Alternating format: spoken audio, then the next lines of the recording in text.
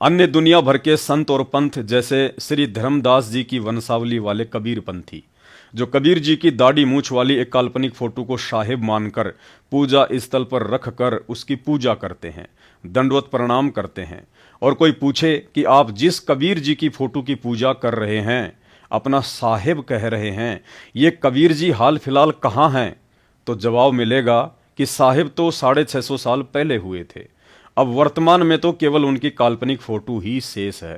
अर्थात कबीर पंथी भी मुर्द पुजारी साधो, कबीर पंथी भी मुर्द पुजारी, कोई एक बिरले बच गए, बाकी सबको लगी बीमारी साधो, सबको लगी बीमारी।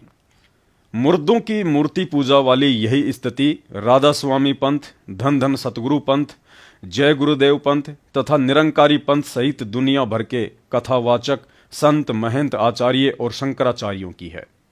सब के सब गीता जी अध्याय नंबर 16 श्लोक नंबर 23 के अनुसार शास्त्र विधि को त्याग कर मनमाने आचरण अर्थात मुर्दों की पूजा में लीन हैं, जिनके करने से ना ही तो जीव की गति हो सकती है और ना ही मुक्ति।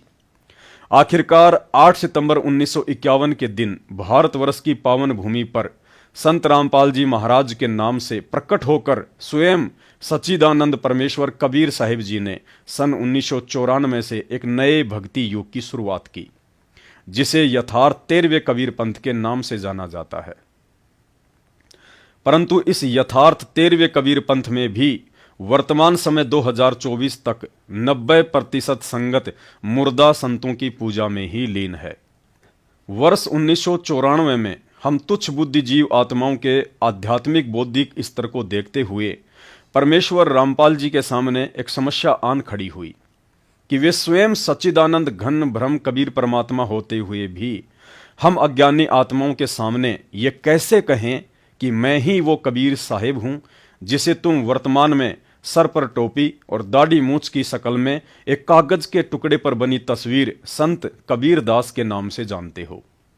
अर्थात सन 1994 में भक्ति की शुरुआत में यदि सतगुरु रामपाल जी स्वयं को कबीर साहेब कहते तो हम उनकी एक भी बात स्वीकार नहीं करते और मन में सैकड़ों दोष पालकर उनसे दूरी बना लेते।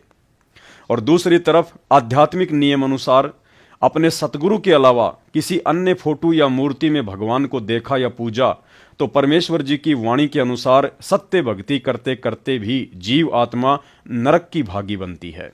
गुरु मानुष कर जानते ते नर कहिए अंध, होवें दुखी संसार में आ गए यम के फंद। परंतु पूर्ण परमेश्वर के पास तो हर समस्या का समाधान होता है, इसलिए उन्होंने भक्ति की शुरुआत में स्वयं कबीर साहिब होते हुए भी स्वयं से अन्य सर पर टोपी और दाढ़ी मूछ वाली एक काल्पनिक फोटो को कबीर भगवान बताकर हमें सत्संग सुनाने शुरू किए, ताकि सत्संग सुनकर धीरे धीरे हमारी बुद्धि विकसित हो और आगे चलकर हम भगत स्वयं ही यह निर्णय कर सकें कि हमारे गुरुदेव कबीर साहिब द्वारा भेजे गए कोई सामान्य संत, दास या प्रतिनिधि नहीं, बल्कि स्वयं ही कबीर भगवान हैं और हम मंदबुद्धि आत्माओं को अपनी शरण में लेने के लिए स्वयं को कबीर साहिब का दास बता रहे हैं। लेकिन सन 1994 से लेकर वर्तमान 2024 तक 90% संगत का दुर्भाग्य, जो आज भी सतगुरु रामपाल जी द्वारा स्वयं को परमात्मा का दास बताकर 28 वर्षों से भक्ति मार्ग पर उनके द्वारा किए जा रहे अथक प्रयास और संघर्ष के पीछे की लीला को समझ पाने में पूर्णतया असफल रही। गुरुदेव भगवान ने सोचा था कि आज नहीं तो कल मेरी आत्माएं गुरु रूप में प्रकट मुझ संत रामपाल दास को कबीर साहिब के रूप में स्वीकार करके और मेरे द्वारा सन 1994 से दिखाई जाने वाली कबीर जी की उस दाढ़ी मूछ वाली 650 वर्ष पुरानी काल्पनिक फोटो को अपने अपने घर और दरबार से स्वयं ही हटा देंगी। परंतु परिणाम उम्मीदों के विपरीत 0/0 ही रहा। भाइयों और बहनों, इसी को कहते हैं काल प्रभाव, जो आज भी सतलोक आश्रम से जुड़ी हुई 90% संगत पर पूरी तरह से छाया हुआ है। 30 वर्षों से इतना तत्व ज्ञान सुनकर और आंखों से अकल्पनीय चमत्कार देखकर भी ये मन इस बात को हृदय से स्वीकार नहीं करने दे रहा है कि वर्तमान में हमारे गुरुदेव सतगुरु रामपाल जी के रूप में धरती पर स्वयं कबीर भगवान ही प्रकट हैं। नतीजन प्रति वर्ष जून के महीने में लाखों की संगत के द्वारा आज भी उसी काल्पनिक दाढ़ी मूछ वाली फोटो को भगवान मानकर कबीर प्रकट दिवस मनाते हुए उस फोटो के आगे भोग लगाने का अर्थ है आज भी आप अपने गुरु भगवान को भगवान नहीं बल्कि मानुष ही समझ रहे हैं। आज भी अपने घर की दीवारों पर और दरबार साहिब में उस दाढ़ी मूछ वाली कबीर जी की काल्पनिक फोटो को रखना, उसके आगे दीपक जलाना, दंडोत प्रणाम करना इस बात का पक्का प्रमाण है कि आज भी आप अपने गुरु को भगवान नहीं बल्कि मानुष ही समझ रहे हैं। भाई और बहनों, ऐसा भी नहीं है कि सतगुरु रामपाल जी भगवान ने समय समय पर अपने सत्संगों में स्वयं ही कबीर परमात्मा होने को लेकर संकेत या इशारे ना किए हों, बल्कि बहुत सारे इशारे भी किए और संकेत भी, परंतु काल प्रभाव से आत्मा उनके संकेतों को समझ नहीं पाई और सामने गुरु रूप में स्वयं कबीर परमात्मा के खड़े होने के बावजूद भी उन्हें अपने जैसा मानुष ही समझती रही। परंतु अब आपको कुछ छोटे छोटे सत्संग सुनाने जा रहे हैं। उन्हें सुनकर आपकी अज्ञानता का नशा उतर जाना चाहिए कि आप जिस महापुरुष की शरण में हैं वह महापुरुष कोई सामान्य संत या गुरु नहीं बल्कि स्वयं जगत गुरु कबीर साहिब ही हैं। इस 30 सेकंड के सत्संग को जरा ध्यान से सुनिए। सन 1994 में सतगुरु रामपाल जी ने अपने से अन्य जिस दाढ़ी मूछ वाली कागज की फोटो को कबीर भगवान बताकर हमें भक्ति पर लगाया, अब उस फोटो के विषय में स्वयं ही कह रहे हैं कि हम कबीर जी की जो फोटो देखते हैं यह तो हमारी एक सोची हुई कल्पना अर्थात इमेजिन है, यह बनावटी फोटो है।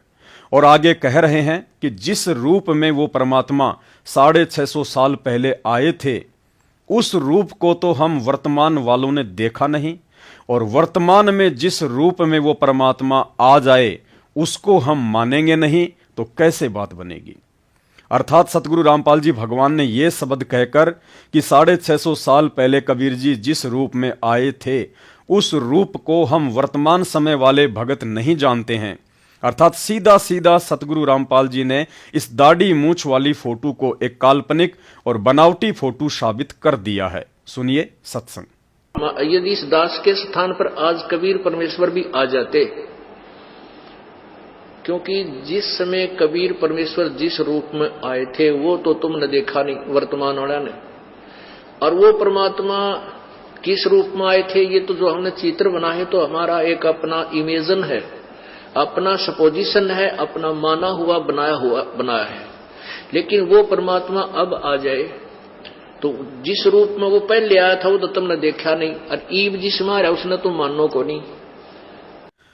अगले सत्संग में हम मंद बुद्धि भक्तों को स्वयं की वास्तविक स्थिति से परिचित करवाते हुए सतगुरु रामपाल जी भगवान कह रहे हैं कि एक सच्चे भगत के लिए उसका गुरु ही एकमात्र परमात्मा होना चाहिए, और कह रहे हैं यदि भगत के सामने ब्रह्मा विष्णु महेश भी आकर कहें कि हम परमात्मा हैं, या स्वयं परमात्मा आकर कहे कि मैं कबीर हूं, तो भी आपने यही कहना है कि हमारे परमात्मा तो हमारे गुरुजी ही हैं। अर्थात तत्व ज्ञान समझ में आ जाने के बाद अपने गुरुदेव भगवान को आंखों में कैद करके संसार की तरफ से आंखें बंद कर लेनी है। दुनिया के लिए गुरु और भगवान भिन्न भिन्न हो सकते हैं, परंतु हमारे लिए तो परमात्मा की अमर वाणी ही सत्य होनी चाहिए, जिसमें स्वयं परमात्मा ने कहा है कि गुरु और गोविंद दो नहीं भाई, जो दो समझेगा वो दो जख में जाई। सुनिए 20 सेकंड का छोटा सा सत्संग, और बात समझ में आ जाए तो गुरुदेव भगवान को प्रसन्न करने के लिए कबीर जी की समझे जाने वाली उस दाढ़ी मूछ वाली नकली फोटो को आज ही अपने घर से और दरबार से हटा दीजिए। कबीर साहिब से लाभ लेना है तो ये नियम अपना आजीवन निभाना होगा। स्वयं परमात्मा ब्रह्मा विष्णु महेश भी आ जावे, कोई आके यूं कहे मैं कबीर हूं, या स्वयं परमात्मा भी आ जावे, तो भी आपकी श्रद्धा डगमग नहीं हो कि नहीं हमें तुम्हारे भगवान गुरुदेव।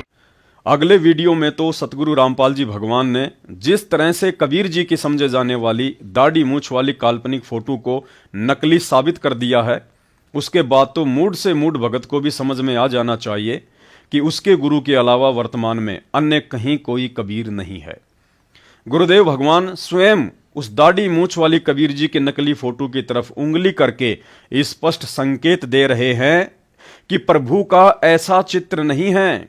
उनके तो न जाने कितने रूप हैं, वो किसी भी रूप में अपनी आत्माओं को ज्ञान देने के लिए आ जाते हैं।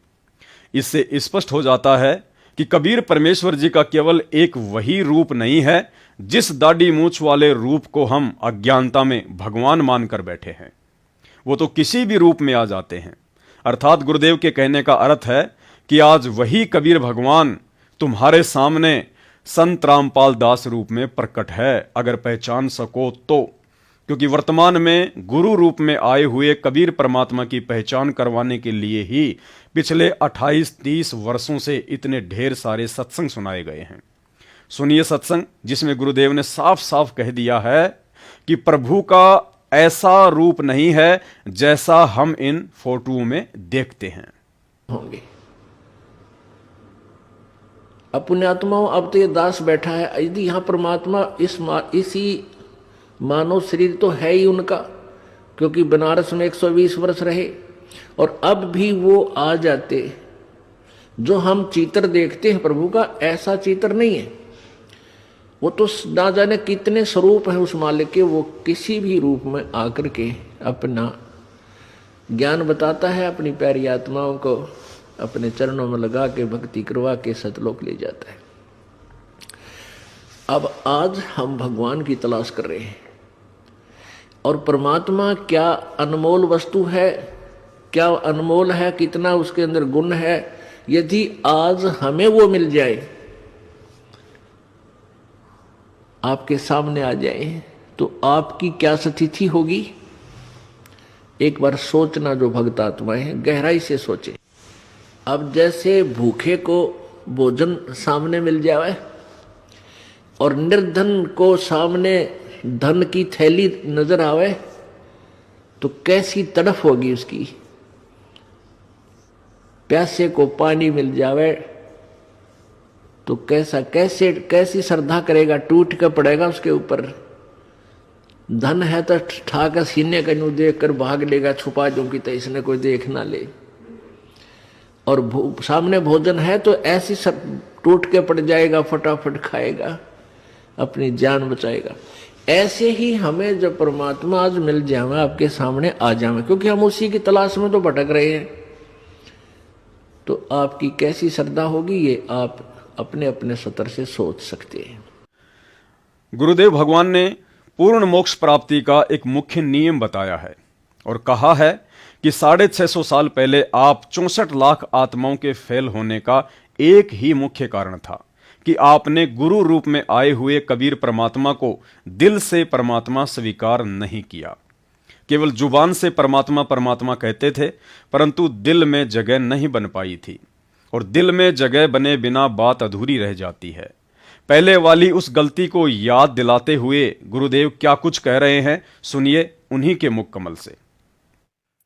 परमात्मा कबीर जी कहा करते, निरंजन बन तेरा दरबार। यहाँ तनिक नहीं सच्ची बात कहते, न्याय का काम नहीं। कह कबीर सुनो भी साधो, यहाँ सब उल्टा व्यवहार। इस सच्चे ने तो झूठा बताओ मुझे, कबीर साहब कहते थे, अरे झूठों का एतबार। सरेआम कहा करते, पर कौन माने, उनको ज्ञान नहीं था। आज आप तो विद्वान हो, पढ़े लिखे हो, शिक्षित हो, आप तो मानोगे ऐसी गलती पहले वाली फिर ना कर दियो। सारे फाउल पॉइंट बता दिए। आप परमात्मा की कृपा देखो कैसी रजा आपके ऊपर करी है दाता। बच्चों, परमात्मा ने कसर नहीं छोड़ी कोई किसी प्रकार की। और बच्चों विश्वास रखो, दृढ़ रहो मालिक के नाम पर। इसके चरणों से दूर ना हो जाना। दुखी रहे तो इससे ज्यादा कोई सुखी नहीं कर सकता।